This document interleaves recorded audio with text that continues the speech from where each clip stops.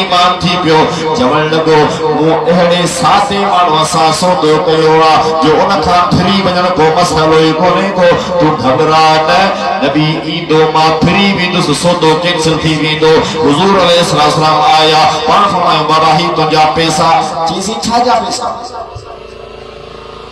चईसि छाजा पैसा फरमायो सौदो थियो आहे मूं तोखां उठ वरितो आहे ही पैसा चईसि मूं त तव्हां सां सौदो कयो ई कोन्हे व्यापारी को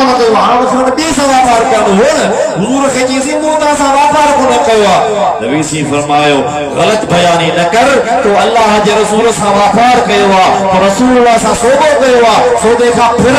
ॿ रुपयनि जे लालच में पंहिंजो ईमान ख़राब न कर चईसि न त मूं को सौदो कोन कयो आहे जॾहिं थोरी ॻाल्हि वधी त हुजूर जी ज़ात मुबारकात खे बचपन खां वठी उन ॾींहं ताईं ॾिसण वारा सभु माण्हू अची जमा थिया वॾो हुजूम थी वियो हिकिड़े पासे उहे माण्हू जमा थिया जेके हुजूर खे ॾिसंदा पिया आया पर मञींदा कोन हुआ हिकिड़े पासे वरी उहे ग़ुलाम थिया जिन ॾिठो बि हो त मुस्तफा खे मञियो बि हुयो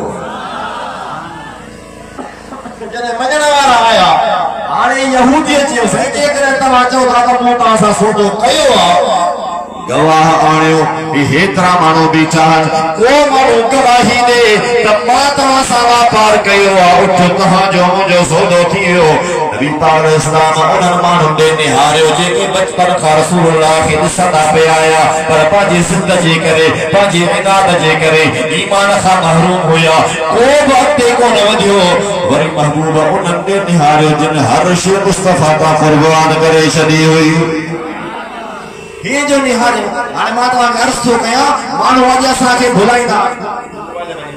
माण्हू असांखे मुहाइदो ॾींदा आहिनि हीउ जेको मीलाद पिया कयो इहो किथे लिखियल आहे जाइज़ कोन्हे सहाबनि त ईअं कोन कयो तव्हां वरी सहाबा खां वॾा आशिक़ आहियो जो तव्हां हुज़ूर जो मीलाद था कयो सहाबी आशिक़ कोन हुआ उन्हनि खे चओ त क़ुरान पाक में हदीस मुबारक में केतिरा मिसाल भरिया पिया आहिनि हिकिड़ो मिसाल मां तव्हांखे मुस्नद इमाम अहमद मां बयान थो कयां हज़रत हुज़ैफा बिन यमान हिकु दफ़े के इलाके में वयो उते हज़रत हुज़ैफा बिन यमान सां हिकिड़े ताबई जी मुलाकात थी जेको सहाबी कोन हो अजीज दोस्तों हज़रत हुज़ैफा बिन यमान खे उहो ताबई थो चए साईं हुज़ैफा ते ख़बर तुंहिंजी नबी सां मुलाकात थी अल्हम्दुलिल्लाह रसूलुल्लाह जो दीदार कयो सही तो नबी पाक जी खिदमत भी कई होंदी फरमाई त हा मूं नबी पाक जी खिदमत भी कई ओ ताबई तो हज़रत हुज़ैफा बिन यमान खे चए ये हज़रत मुस्नद इमाम अहमद जी 22,248 नंबर हदीस आहे ओ ताबई हज़रत हुज़ैफा बिन यमान खे तो चए साईं हा वाकई तव्हां खिदमत कई होंदी नबी पाक जी वाकई तव्हां गुलामी ॾिनी होंदी नबी पाक जी पर मूंखे रब ज़ुल जलाल जो कसम जेकॾहिं मूंखे नबी पाक जो ज़मानो मिले हा असां नबी पाक जे दौर में हुजूं हा त मां अल्लाह जो कसम थो खणी चवां असां नबी साईं खे ज़मीन ते हलण कोन ॾियो हा मुस्तफा खे पंहिंजे कुल्हनि ते खणी घुमायो हा असां हुजूर खे पंहिंजे कुल्हनि ते खणी घुमायो हा हज़रत हुज़ैफा बिन यमान उन सहाबी ताबई खे इहो कोन चयो त हाज़िर तूं वरी असां खां वॾो आशिक़ थी वियो हुई जो असां आशिक़ कोन हुआसीं इहा तूं बिदअत थो करी इहो जाइज़ कोन्हे असां नबी पाक खे कुल्हनि ते कोन घुमायो जेको कमु असां न कयो तोला जाइज़ कोन्हे पर हज़रत हुज़ैफा बिन यमान जे यार तुंहिंजे ॻाल्हि त मुंहिंजे ईमान खे बि ताज़ो करे छॾियो आहे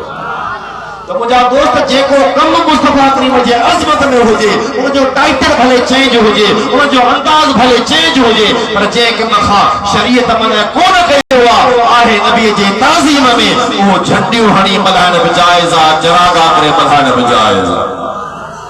इन जे करे जो हिकिड़ियूं हन शरई ईदूं ॿियूं हन आशिक़नि जूं ईदूं हीअ रबीउल अव्वल जी जेका ईद आहे इहा आहे आशिक़नि जी ईद जो सुभान अल्लाह आशिक़ फरमायो न फरमाए तो ईदोत भलालो सभन पर मीलाद जी ईद अजीब है एहसान करे इन रात दिलो रब जो प्यार हबीब है गर्मी लगे तो आगे सब थधो करे वरे असा जो सुभान अल्लाह ईदों ते भला यो सफरन पर मिलाद जी ईद अजीब है एहसान करे इन रात दिलो रब जो प्यारो हबीब है।